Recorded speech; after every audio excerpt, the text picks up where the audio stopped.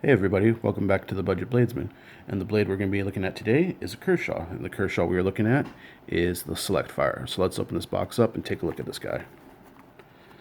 I always have a little bit of trouble with these tabs that they have on here. There we go.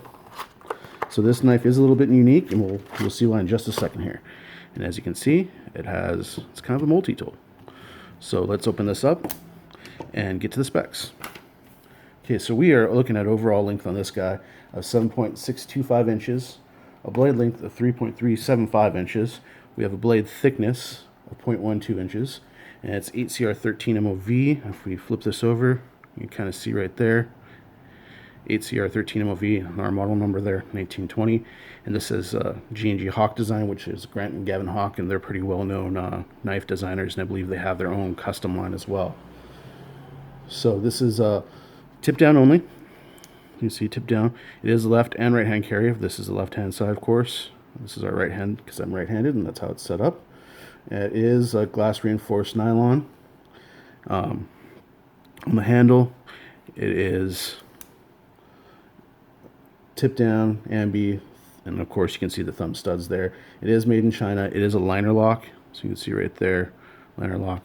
We'll say that the knife is a little bit off center, but that doesn't play into the function of the blade. It works pretty well. So then let's go over the kind of the extra features.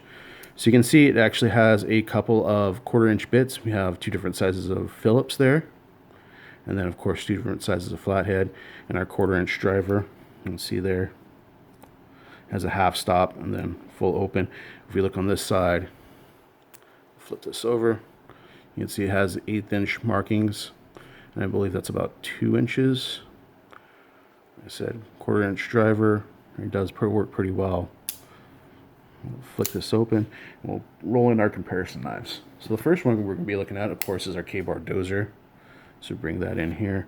You can see it is a little bit, get that right, go end to end. It is just a little bit bigger than our K-bar dozer. And of course, the K-bar dozer is quite significantly thinner because we have that multi-tool on there. And then we'll bring in our Gerber flat iron, and overall they're about the same size, give or take, and it's pretty close.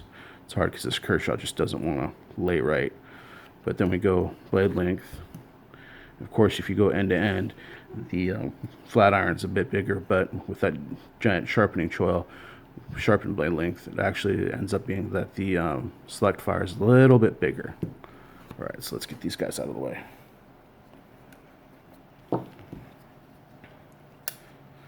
And the price we're looking at this pretty much everywhere is about $29 to about $35.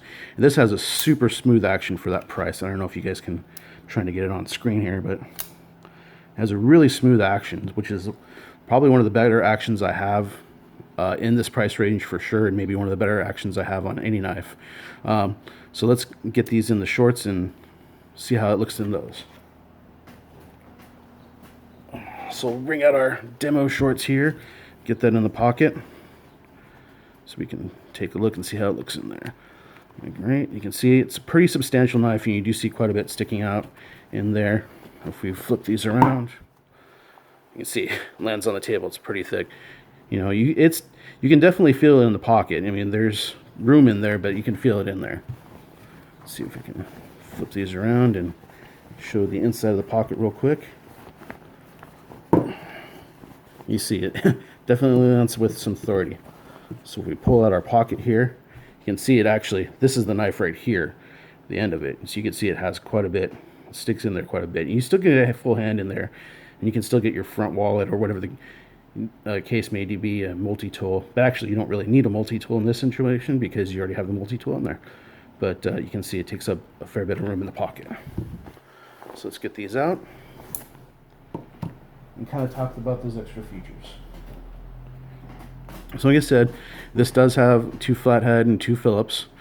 And so maybe one of the things you want to do, I mean, you can do, obviously, is if you could swap out, let's say you don't use both sizes of Phillips or, you know, both sizes of the flathead.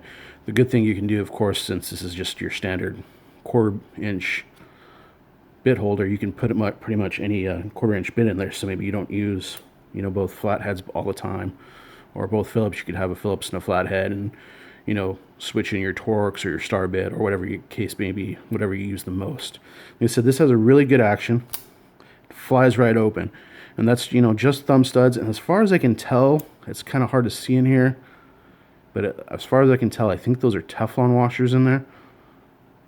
Maybe you guys can. I couldn't find it out, and I'm not really a guy that takes this knife apart. And besides, there's a ton of hardware on this guy, so it would really be kind of a pain in the butt to take apart. But like I said, action is probably the best thing on this.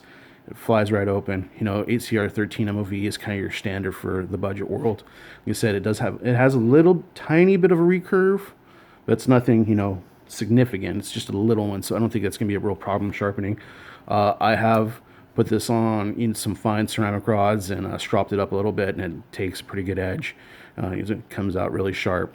So I will say the one thing about this little cutout here is that sometimes when you are putting it back in the pocket, just because of the way the orientation is, sometimes it will catch a little bit on the pocket, so that's something to keep in mind. It didn't do in the shorts this time, but I have worn it in jeans previously, and sometimes when you're putting it in, it will kind of catch on that little bit of a lip there. There's that gap, and it will kind of catch on it.